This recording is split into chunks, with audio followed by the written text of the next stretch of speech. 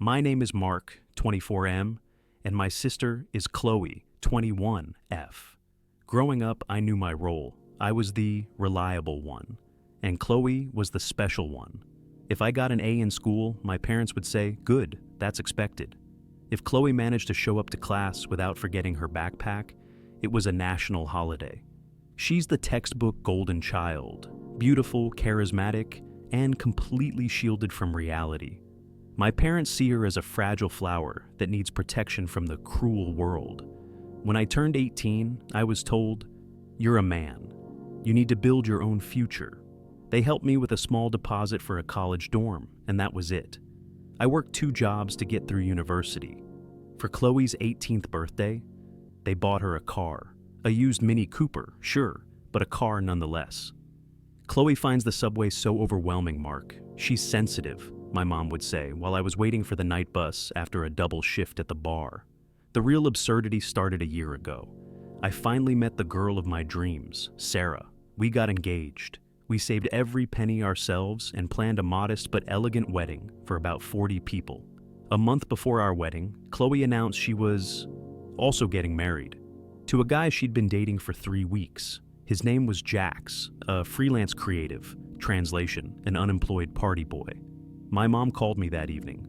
"Mark, honey, we were thinking, could you and Sarah maybe push your wedding to next year?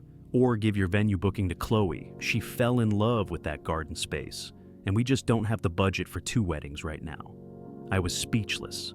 "Mom, we paid for the venue ourselves. How can I give it to her?" "Well, you're the big brother. You should sacrifice for your sister. She's been crying all day. She says it's her dream wedding."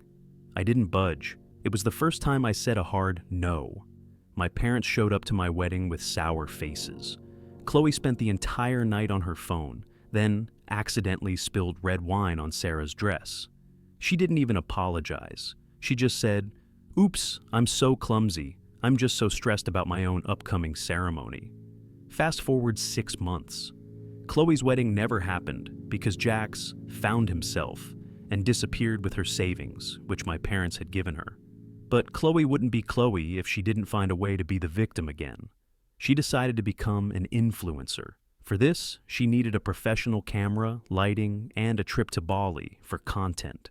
My parents took out a personal loan, in their names, because Chloe has no credit score and no job. Last month, my dad had to go to the hospital.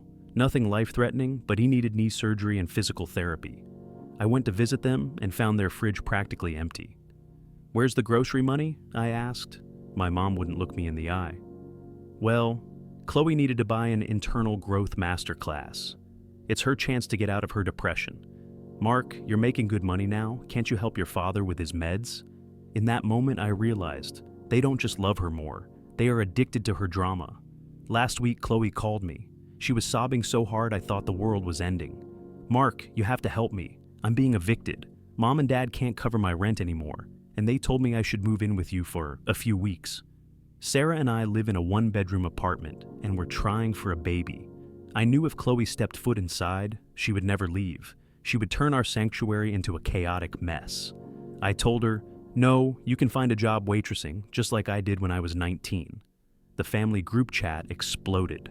"Mom, you are a heartless robot. How can you watch your sister become homeless?" Dad, "I'm disappointed in you, son. Family comes first." Chloe posts an Instagram story with a quote about how the people closest to you provide the deepest betrayals. Yesterday, I found out my parents sold my dad's truck, the one he spent years restoring and loved, taking to the lake, just to pay for 2 more months of Chloe's luxury apartment downtown. I've blocked them all for a few days just to breathe. I feel a pang of guilt, even though my brain knows I'm right. Chloe is 21.